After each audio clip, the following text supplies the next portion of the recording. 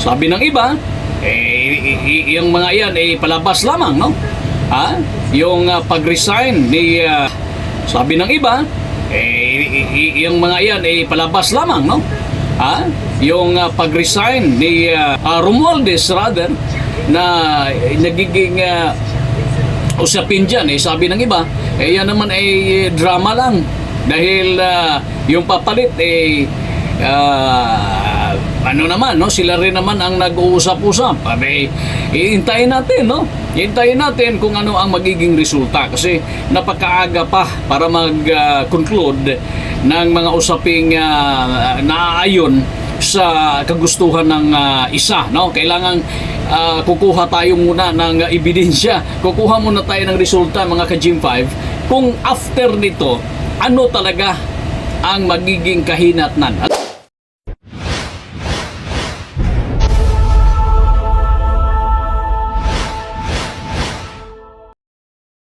What's up, mga ka-Gym 5? Yes, magandang araw po. Talaga naman, oh. Ayan na. Nagresulta na. Nabalitaan natin ang isa sa mga engineers ng 1st District of Bulacan. I think si Hernandez, kung di ako nagkakamali, wala na isinuko na yung kanyang isang luxury car nga pala, no? Dahil isa lang ito, iba ito sa doon kay Diskaya na kung saan napakarami po, no? Ito ay isang magandang simulang epekto ng investigasyon about the flood control issue, guys. Talaga naman, sa dinami-raming problema ng bansa, sa napakaraming lugar na kung saan nagdaranas ng kahirapan para makauwi, para makatawid ng ilog ang ating mga kababayan, mga biktima ng baha, flash floods at kung ano-ano pa, epekto ng malalakas na ulan sa iba't ibang panig ng bansa, marami pa rin palang budget na kung saan ay hindi nai-implementar ng tama. Kaya ngayon, ito na ang simula ng hustisya na hinahangad ng karamihan. Kaya kung ano man, meron namang naririnig natin ng mga rally, no, sa iba't ibang lugar. Ngayong 2021 ata, merong malaking rally po ito na kung saan iisa sa ating panawagan na sana naman ay magiging payapa, no? Nais nating iparating o meron man tayong hinaing sa ating gobyerno na kung saan ay sa tingin natin ay kulang na implementasyon ng kung ano-ano mang mga programa, lalong-lalo na itong issue ng flood control project na ito, issue ng flood control, mga higala, na kung saan ay isa sa mga nais iparating sa ating mga kababayan. So karapatan po ng bawat isa. Protected po tayo sa ating 1987 Constitution na kung saan bawat isa ay may karapatang humayag ng mga saloobin hanggat maaari ay ito ay nasa tama at ito ay payapa, walang dahas, walang kaguluhan ang mga ganitong usapin. Kaya sana naman ay magiging maayos at payapa at malaya po tayong magparating na ating mga kababayan ng kung ano man ang nais nilang iparating sa gobyerno. Ito, napakalaking investigasyon ito, guys, no? Napakasarap ang investigasyon na naririnig natin na meron talagang pinatutunguhan, meron talagang resulta. Sabi ng iba, yung mga yan palabas lamang, no? Yung pag-resign ni Romualdez rather na nagiging usapin dyan, sabi ng iba, yan naman ay drama lang dahil yung papalit ano naman, no? Sila rin naman ang nag-uusap-usap.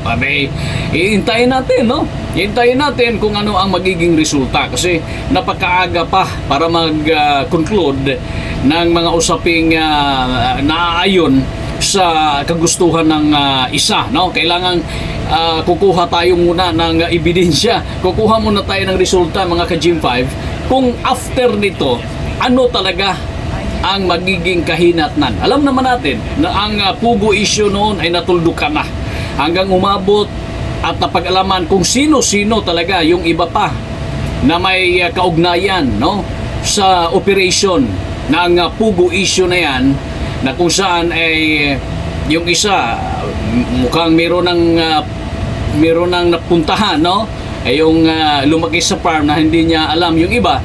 Ngayon wala na yan, yung usapin na yan nasa korte na yan, no, at epekto ng investigasyon na talagang sa akin, walang pinapaboran, walang kinikilingan, at ito sana na may magiging maayos din ang investigasyon na ito, guys. Alam naman natin na ito ay mas malala pa doon kasi ito ngayon i-involve umano yung ibang mga mambabatas, nabahiran ng mantsa ang ibang mga pangalan ng mga mambabatas, ilang mga mambabatas, no, na kung saan ay binigyan rin naman ng pagkakataon na masagot, no, ma-defend nila ang kanilang mga sarili. Sana naman lulutang din talaga ang katotohanan, no. Sana naman ay magiging totoo kasi dito si Gatchalian na ano rin, di ba, na question din, di ba. Sino pa ba?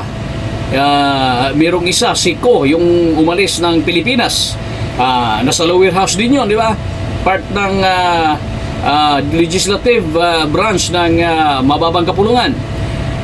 At kung sino-sino pa, yung mga district engineers, contractors, nako, talagang sabuatan ang magaganap. Pero ito ay ipaubaya natin, no, sa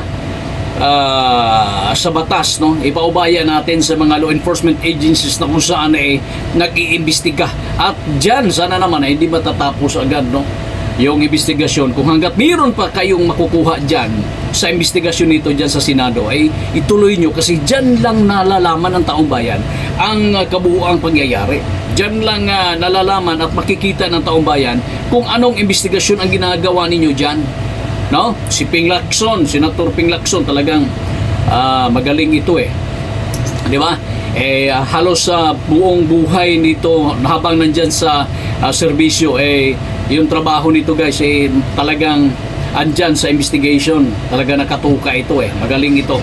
At inaasahan rin naman ng taong bayan na makukuha niya yung mga impormasyon na kung saan kayang ibigay, no, at magiging satisfied yung taong bayan sa investigasyon. Napakahirap, napakaraming kalsadang sira, napakaraming tulay na sira, napakaraming baha ang nararanasan ng ating mga kababayan in spite sa mga ganun kalaking pundo, budget ng ating pamahalaan na kung saan napunta. Alam naman natin ang investigasyon. At kayo mismo, alam na alam nyo, mga kapatid, no, mga ka-Gym 5, kung ano ang nagiging tanong at sagot. Nagtutulak ka na ito, mga ito, DPWH at saka kontraktor, di ba? At saka yung ilang mga involved na mga mababatas, hindi lahat, ilan lang yan kasi marami sa mga mababatas natin sa lower at saka upper house talagang meron talagang diretsong serbisyo at pakinabang sa ating bansa, no? Meron lang iilan. Pero ito ay under investigation pa naman ito. Mahirap na mag-conclude tayo. Kaya ipaubaya muna natin sa kanila sa investigasyon na kung saan saan nalulutang talaga ang katotohanan kung ano ang nagiging epekto nito. No? Kasi meron ng mga nagsilabasang issue na meron mga mararangyang sasakyan, meron mga magagarang sasakyan na kung saan di ba? Involved dyan. Paano yung hatian? Paano ilang porsyento ang bawat sharing na ibibigay sa isa? Ito, guys, aabangan natin. Kaya tangatin lang sa ngayon, habang nandyan gumugulong yung usapin ng investigasyon, ay magiging maayos at payapa ang bawat isa. No? Ay hindi tayo gagaya sa ibang nasyon na kung saan nagkakagulo doon, guys. Mahirap na. Naniniwala pa rin tayo sa batas at talaga namang unti-unti nang nangangagat yung batas dito sa investigasyon na ito. Sana lalabas ang katotohanan.